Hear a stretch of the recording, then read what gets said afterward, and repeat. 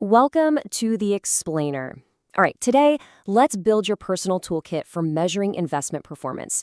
Seriously, by the end of this, you're going to have the same core metrics that the pros use every single day. The goal? To help you make smarter, more informed decisions. Okay, let's just dive right in with a simple question that really gets to the heart of all this.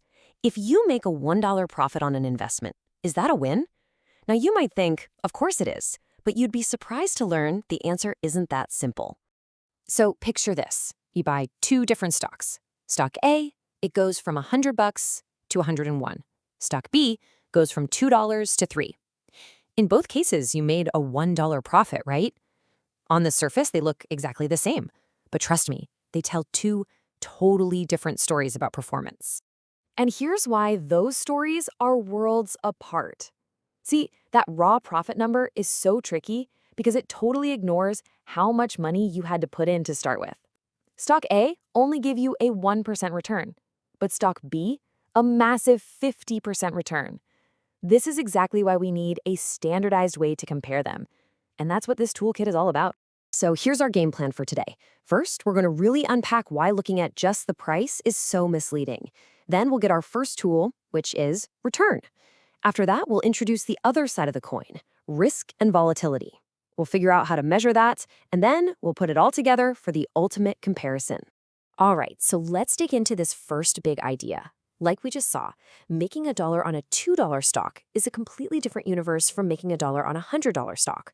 That raw profit figure, it just doesn't give us the whole story, not even close.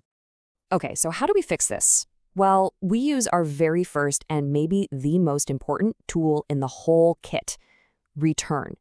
This is all about putting our gains on a level playing field, so we can make a real apples-to-apples comparison between any two investments out there. And here it is, the formula. It's actually super simple, which is what I love about it. You just take your profit, that's the sale price minus what you paid, and you divide it by what you originally paid. Boom, that gives you a percentage, and that's the number you can use to compare anything. And you can see how intuitive this is, right? If you double your money on an investment, that's a 100% return. If the price doesn't move an inch, you got a 0% return. And, well, if you lose it all, that's a negative 100% return. It's just a simple, powerful way to get a real handle on your performance.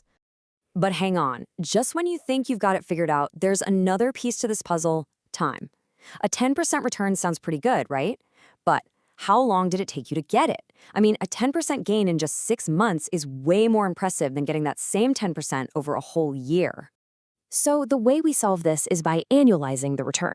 Think of it this way. If you made 10% in 6 months, you just double it to see what it would be over a full year.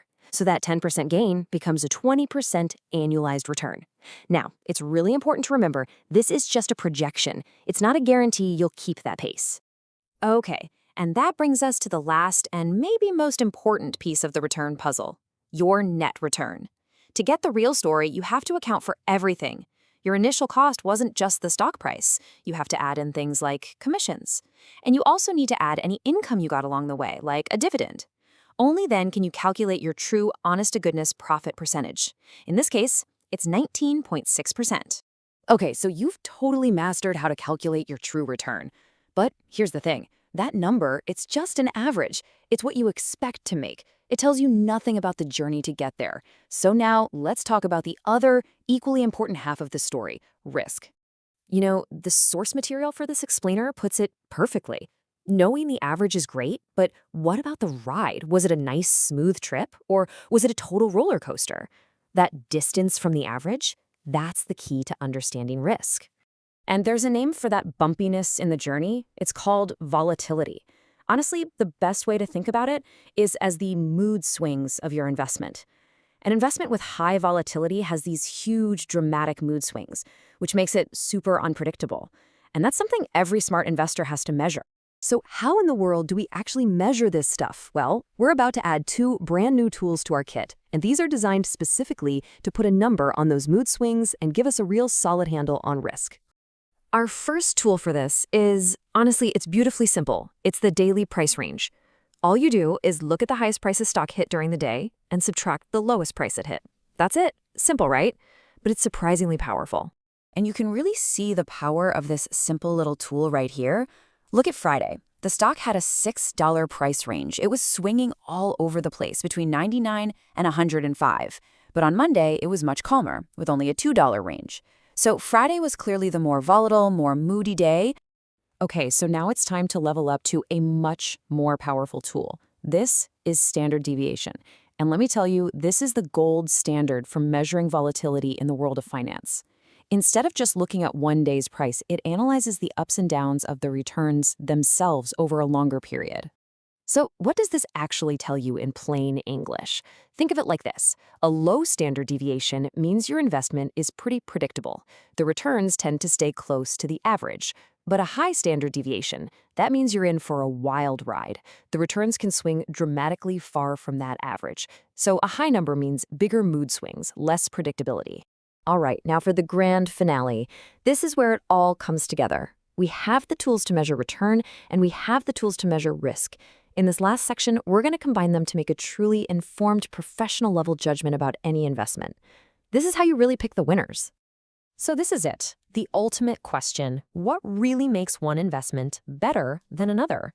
And the answer is not just about chasing the highest return. No, the real secret is finding the investment that gives you the best return for the amount of risk you have to take. That mindset is what separates the novices from the pros. And to answer that, we have these two master tools. First up is the coefficient of variation. It basically asks, how much risk am I taking on for each little bit of return I expect to get? For this one, a lower number is better. You want less risk per unit of return. Then there's the famous Sharpe ratio. It asks a slightly different question. How much extra return am I getting for taking on this risk, above and beyond something totally safe? For the Sharpe ratio, higher is better. These two are your secret weapon. And the real magic here is that with these ratios, you can literally compare anything to anything. A tech stock versus a utility stock, no problem. Stocks versus bonds, you can do that too. You're not just chasing high scores anymore. You're actually shopping for the best quality of return, the best bargain you can find for the risk you're willing to take. So there you have it. That's the toolkit. You now have the essential tools to analyze and compare investment performance like a pro. You can measure return, you can measure risk, and most importantly, you understand the critical relationship between them. You're fully equipped to understand the past, but the most exciting question of all is always, what happens next?